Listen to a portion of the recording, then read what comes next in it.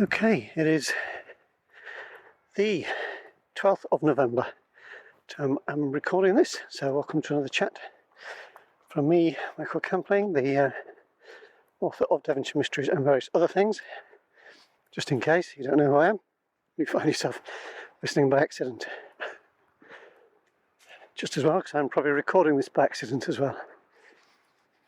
So I'm striding at a brisk old pace up the lane, just to get some exercise. As I said last week, listeners who've been around for a while will know I used to come this way with Lottie, our Labrador, but she's no longer with us, having lived to a good age and had a good life. But anyway, I thought I'd better get away from my desk. Busy tapping away at what I hope are the final stages of the next Devonshire Mystery. Still no title for it. I guess if we're keeping track, it's the 6th full-length novel, the 7th book if you count Study in Stone. That's not including the shorter stories, Mystery at the Hall and Death at Blackingstone Rock. So I guess that makes sort of 9 things altogether. Anyway, very windy today, so I'm trying to shield the microphone. It's just absolutely gusty, and I'm just walking up the lane. There's a sort of canopy of trees over this part of it, and this being autumn, there are leaves everywhere just swirling around me as I walk. Some nice big oak leaves here, quite deep on the side of the road. I just went down to our allotments and did a bit of a tradition. I don't always do it, but there's sort of an old idea of catching a falling leaf for luck. So, gosh, very windy here. I like to go to the same tree, big old oak tree, on the sort of fairly wild and not really sure who owns it, bit of land at the end of the allotments. And it wasn't difficult this year. Quite often it's difficult, but there were so many leaves drifting down, it was quite easy to pluck one. So I took the one I caught last year out of my wallet and released that back into the wild and replaced it with this year's one, so who knows, that will bring good luck. I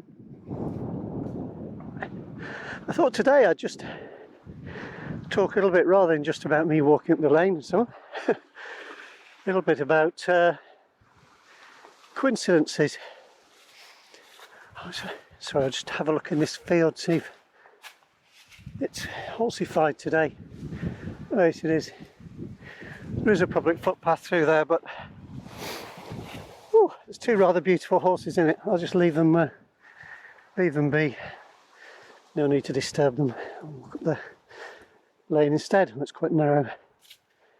Missing out the cars. Yes, so I've sort of come to a bit of an impasse, if that's how you pronounce it, in the ending part of the story, because I think coincidences are fine in thrillers. You know, people often just sort of happen to come across the baddie, don't they? They happen to go the right way and have various exciting things happen. Sometimes it's a coincidence that somebody manages to be at the right place at the right time and have a big fight with the baddie, and that's all people care about. As long as we get the fight with the baddie and the good guy wins at the end, good person wins, that's kind of what we want to see. Or if the hero has a setback, we need that to happen, and that's all we care about in adventure sort of thriller things. In a mystery though, I think people feel very cheated if somebody just happens to stumble across the clue and the solution all comes in one piece. So I am trying to avoid that at the moment. So I'm going to have to backtrack and do some fancy footwork. Yeah, I think you can have little coincidences. It's okay to stumble on a clue. What we kind of like though is if the hero stumbles on a clue and then misinterprets it, that sort of thing. Or it leads to the wrong idea. Just pausing to have a look at the view. Ooh, it's kind of weird today, sort of greyish where I am, but the beautiful rolling fields of Devon are laid out in front of me with the sunshine on them. Little white sheep dotted like something from a picture postcard. Oh, I walk up that hill at a good old pace. So, that's kind of what I'm thinking about. It's not unusual for me to sort of go off into periods of thought about what I'm doing, because kind of the way I work, kind of the way I write, I don't kind of dash things off quickly. I'm not saying there's anything bad against people who can. I do think it depends on what kind of person you are, what kind of writer you are, and what kind of books you're crafting. I hope that what I'm trying to make is sort of is not the equivalent of, literary equivalent to junk food, but something a bit better. You know, we all like a bit of junk food, we all like a bit of escapism, TV or film or books. It's me just kicking a stone off the road. But yeah, I think I'm trying to go for something a little bit longer lasting than that. Oh, there's actually oh no, there's a Land Rover coming up, he's gone down a different lane. Yeah, I'm going to head back up this way. Funnily enough, this lane has appeared a little bit in the piece I've been writing recently, because I'm talking about a narrow track that Dan has found that he's running along, and it has these Devon banks, as we call them, on either side, which is exactly what I'm walking along now. This is a tarmacked narrow lane, single track road. And for some reason in Devon we didn't have, the people who set up these lanes didn't think to set up grass verges on either side or anywhere for pedestrians or anybody else to get out of the way. So instead we have these sort of high banks made of earth and stone, just loosely packed together. And hedges growing on the top of that. And I was mentioning in this that there is some of the things that I can see even now, like this scratch of paint on a rock, and I can see that, I'm looking at that now, where a vehicle scraped against one of the rocks. And I've seen like various pieces of car, something that perhaps some unlucky tourist has managed to lose. Sometimes as well, they're not expecting to reverse. You know, they meet another car or a tractor or something, and they've got to reverse. Which, when you're used to town roads, sort of a narrow lane with rocks and things sticking out of it on either side, is a bit upsetting, I think, for a lot of people, till you get used to it. But yeah, we don't. Well, many of us don't get too precious about the state of our cars when you live here. It's gonna get scratch marks and things from branches and such sticking out, and you kind of learn to avoid the rocks. But I also mentioned little things like there's tunnels in the bank, and you can see that perhaps badgers, I would think, have tunnelled away through, and they push rocks out which then fall into the road, and there's nobody here really to clean them away. I'll sometimes pick up a few as I go, but chuck them back into the bank, but it's too difficult to do them all. You end up with lots of stones and sometimes fairly sizable rocks falling in. Also the weather, of course, plays a part. Soil gets washed away. We seem to have extreme rain events and storms, which I think are part of climate change, undoubtedly, really. And these old banks, which may be hundreds of years old, can't take it, and so they start to crumble. The hedge roots help to keep them together a bit, and the wild plants and things that grow there helps. That fibrous mass of roots holds the banks together, but yeah, it's not a terribly stable solution. But little things like that I can put in, so little bits of reality. I may play with place names and street names and so on, but there are a few little details of rural life that make their way into most of the books, I think. Right from the unreliability of sat-nav, the twists and twines in the lanes, which Dan finds it takes some getting used to.